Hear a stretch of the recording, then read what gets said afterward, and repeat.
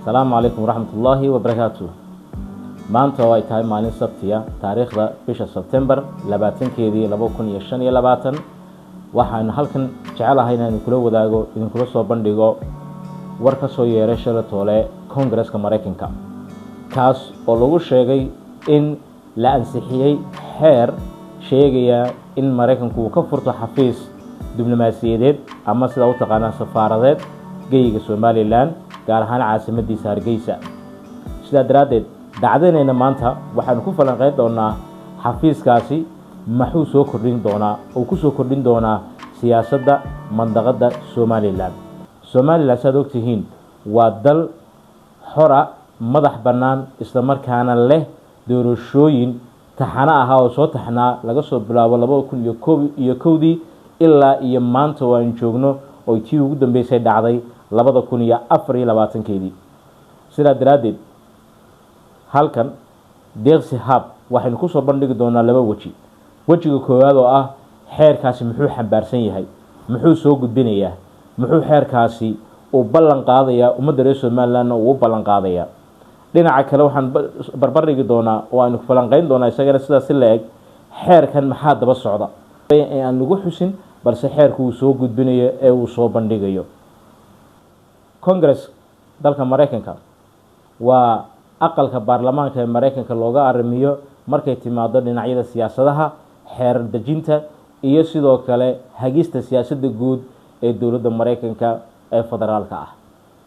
sida daraadeed Congressku wuxuu ka kooban yahay sida idin soo bandhigi doono laba aqal oo la isku geeyay kaas oo ah aqalka senatorska ama guurtida iyo aqalka representativeska ama wakiilada loo yaqaan. labadooda marka la isku geeyo oo ka kooban 435 xubnood ayaa waxay shalay ansixiyeen xeer sheegaya in Somaliland ay dawladda Mareykanka ka furato safaarad. xeerkan waxa uu xambaarsan yahay saddex faa'iido oo kala duwan. saddexda faa'iido ee xeerkan xambaarsan yahay ayaa waxay kala yihiin: 1. wasaaradda arrimaha dibadda ayaa waxa lagu amray ee dalkaas Mareykanka ah in ay si toos ah kala saarto siyaasadda Somaliland iyo Soomaaliya iyadoo Somaliland loola macaamulayo sidii dal madax bannaan oo nabad ah. 2. in la fudaydiyo maalgashiyada ay shirkadaha Mareykanku ku sameysanayaan Somaliland lagana shaqeeyo sidii Somaliland loo maalgashan lahaa. 3.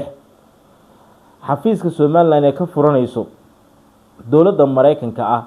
ayaa sidoo kale waxa uu xoog saari doonaa isla markaana uu dhiirigelin doonaa maalgashiga caalamiga ah ee lagu sameynayo gudaha Somaliland. intaas waa inta xeerka ku xusan ee xeerku uu sheegayo. xeerkan hadda ahaan waxa ansixiyay baarlamaanka Mareykanka laakiin wali ma dhaqan gelin madaxweynaha Donald Trump. waxaa la rajeynayaa in xeerka loo gudbiyo isaga si uu dhaqangal uga dhigo wasaaradda arrimaha dibadda ama Department of State loo yaqaanana ay arintaasi hirgeliso ay dhaqaajiso. marka laga yimaado xeerkan waxa jira arrimo kale oo barbar socdo oo dhinac socda. arrimahaas ayaa waxa kamid ah safaaraddan Mareykanku haddii uu Somaliland uu ka furto waxay sidoo kale Somaliland ka caawinaysaa isla markaana ay kor u qaadaysaa heerka amniga Somaliland. tusaale ahaan Somaliland waqti xaadirkan iyadoo lagu duubayo Soomaaliya oo labadooda la isku dhafay isla markaana caalamkuna uu u arkayo inay yihiin sidii dal qura. Somaliland waxa lagu sheegaa markaa security-geeda inuu yahay darajada 4 taasoo ah darajada ugu hooseysa ee lagu qiimeeyo security-ga sida shaashada idin soo dhignay oo kale. waxay ka caawinaysaa arintani markaa in Somaliland ay soo gaadho markay ugu yar tahay darajada 2 oo laba darajo kor loo soo qaado taasoo security-geeda wanaajinaysa caddeynna u ah Somaliland dawladnimadeedu inay leedahay mid la isku haleyn karo, in Somaliland la tagi karo isla markaana la maalgashan karo. tan ayaa sidoo kale waxay soo jiidi doontaa in adduunida inteeda kale ay ku daydaan tallaabada Mareykanku uu qaaday ee ah mid ka baxsan in ay danahooga ku ilaashanayaan qura.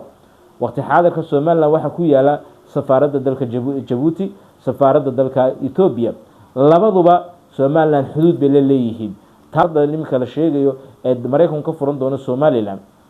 ayaa waxay shay cadeyn u noqon doontaa in Somaliland noqdo dal iyo qaran madax banaan isla markaana leh awoodo la isku haleyn karayo dawladnimadeeduna ay tahay dawlad amniya isla markaana dadkeedii dalkeedana ay ku dhaqmaan qawaaniinta caalamiga shuruucda caalamiga iyo nidaamyada caalamiga arintan marka waxay fududeynaysaa in heerka darajada ee security-ga ama amniga badbaadada lagu qiimeeyo markay timaado dawladaha Somaliland kor loo soo qaado iyadoo la keenay dawlad darajada saddexaad ama darajada labaad taasoo ah mid ka wanaagsan kana fiican kana horumarsan darajada afaraad oo ah mid aan marnaba la isku haleyn karinin oo muwaadiniinta dunida caalamka ay ugu digaan dadkooda in Somaliland loo soo traafalo ama si guud ah Soomaaliya oo dhanba sababtoo Somaliland wali waxa lagu dhafayaa inay Soomaaliya ka mid tahay inta marka aan ka nimaano qodobka kale ay arintana caawinayso waxa weeyaan Somaliland waxay si madax banaan isla markaana uu la gorgortami kartaa hay'adaha caalamiga ah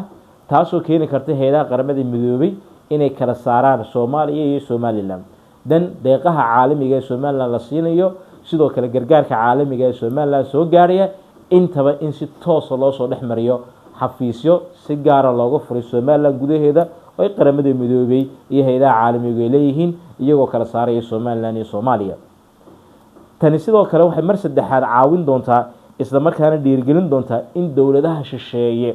iyaguna ay ku daydaan dalaabada Mareykanka oo qaaday ee ah in safaarado iyaguna ay ka furtaan Somaliland iyagoo ku dayraya dalka Mareykanka tan waxay keeni doontaa marka in caalamku ku tartamo Somaliland gudaheeda isla markaana ay keento in Somaliland maalgashi fara badan iyo inay yimaadaan shaqo abuur fara badan xafiiskan oo in muddaaba Somaliland ay ka dhagdhowraysay isla markaana ay sugaysay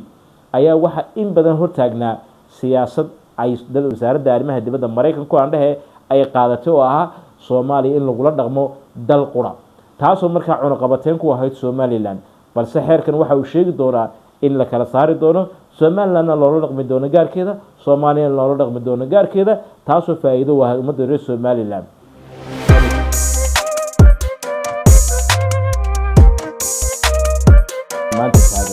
waxaan halkan jecelahay marka deeqsi xaab ahaan inaan uga faa'iideysano bal inaad noo soo gudbidaan aaraadiina fikirkiina iyo falanqayntiina ku saabsan arinta xafiiska Mareykanka ka furan Somaliland Mareykanku inuu xafiis ka furtaa Somaliland ma tahay faa'iido mise waa khasaare jawaabtu waa xaqiina waxaan si idin xusuusinayaa inaad ku xidhnaataan isla markaana follow gareysaan kuna share gareysaan oo asxaabtiin la wadaagtaan channelkeena deeqsi hab kaasoo idinku soo bandhigi doono dhacdooyinka maalinlaha ah falanqayntooda iyo sheekooyin xiiso xalad leh oo aan si